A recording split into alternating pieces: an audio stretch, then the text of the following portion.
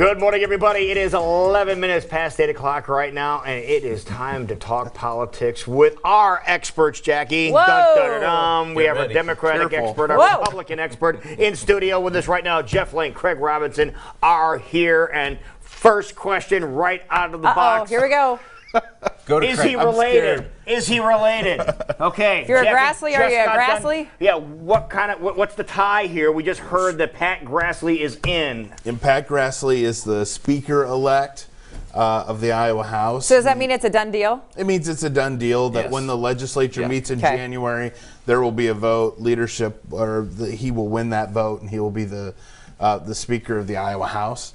He is Senator Chuck Grassley's grandson, and Pat has been in the legislature for a long time. More than a decade. Really? Yeah, I mean, I think it stretches. I remember, just to date me a little bit, so I remember in 2004, I was the chair of the Republican Party Platform Committee, and he was a member on that, and then he ran. So he's been in there since at least, 2004, 2006. Okay. In there. So he's getting the miles under him too, right? Mm-hmm. Okay. So he's only got 37 years of service if he's a Grassley.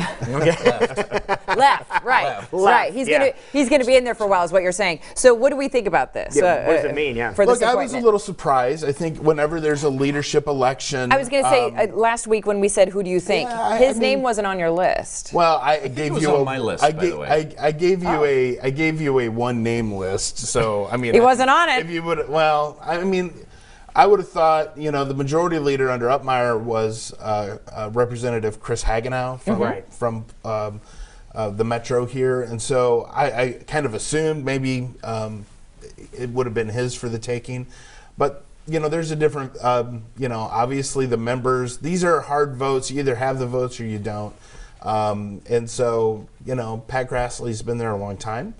He has connections where he'll probably be a very good statewide fundraiser, especially with the last name and the brand. Right. And yeah, we talked about that last week. That is part of the job. Right. Part of the job is a big being part of the job. And it's a fundraiser, huge, yeah. it's a huge part of the Yeah. job. There's also risk involved in that job, where now in this election cycle, Pat Grassley is going to have to go out there, recruit, and raise a lot of money, and that new leadership team is really going to have to. And look, to let's do be its job. honest. This is a tough environment to try and recruit Republicans to run for the legislature with all the craziness going on in Washington.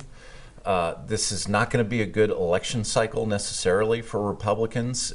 He's going to have a real hard time holding on to that majority. The House Democrats have a little wind at their sails. They won some seats in the last election. With Trump on the ballot, they feel like they're going to get over the hump and win the majority this time. Looks like the House is more in play than the Senate, and so a lot of the energy I think that the Democrats have for these legislative races is going to go into the House. So he's really walking into a tough job. It's always hard to kind of really get a firm grasp on the House, because there's 100 seats up every 2 years, lots of moving parts, where the Senate, 50 seats, and only half of those are up. And so you can kind of look at the map and you understand there's not a ton of opportunities for Democrats, I think, to make huge gains in the Senate, but everything's up, in the House, and there's a lot of, you can already tell Democrats are already making a strong play in these urban House seats that are held by Republicans. They're going to continue on to that. And so are there enough seats like that for them to get enough to switch to switch control? We'll see. But he has his hands full. I don't know. We didn't know in 2016 what Trump on the ballot meant. I mean, even walking into the voting booth, you were, well, we'll see. It was a crapshoot, yeah. And no one was reading, hey, Trump 9-point win in Iowa. So I don't think we know how bad or how good it is.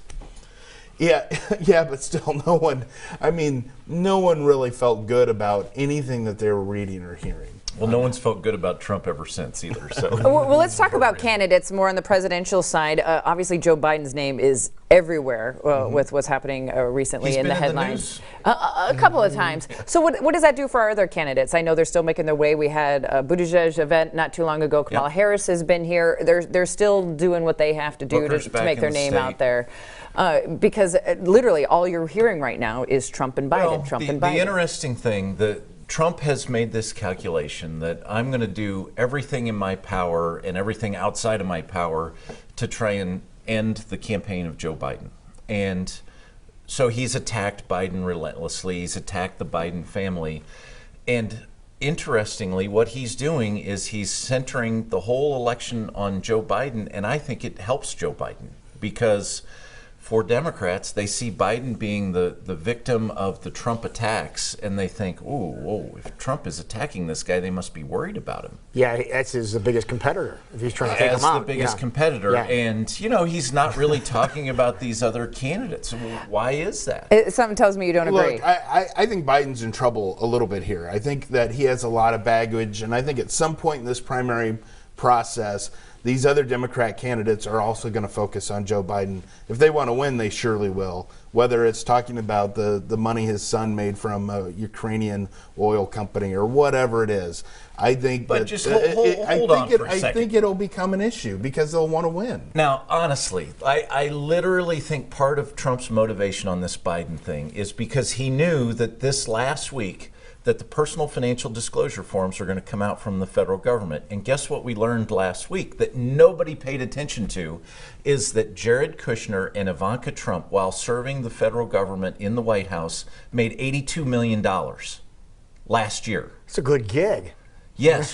Well, no, most people should be outraged by the fact that if you're working for the federal government, you're making outside income of $82 million and no one's talking about it because Trump understands how to distract everybody by bringing up absolute debunked conspiracy charges against the Bidens. This whole idea that Hunter Biden did anything wrong is a fabrication of Trump and the black helicopter crew. He did it all to keep people from paying attention to the fact that Ivanka Trump and Jared Kushner made $82 million last year while serving in the federal government.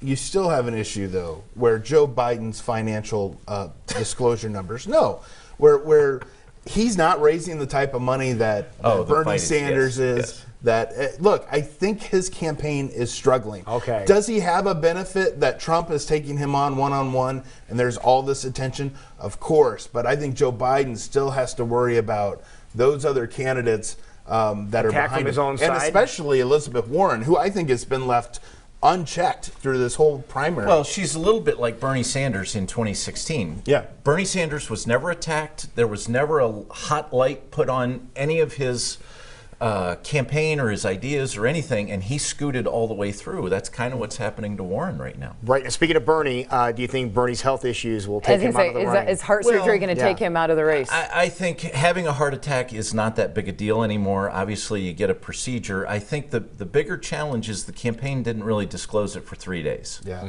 And they didn't disclose it till he got out of the hospital. Obviously, they're concerned that people would say, oh, well, is this an indication that his age is a problem? Right. It hasn't been an issue up until this point. I think they were kind of clumsy in the way they handled it, but I don't see this as an issue. Bernie's bigger problem is Elizabeth Warren. Right.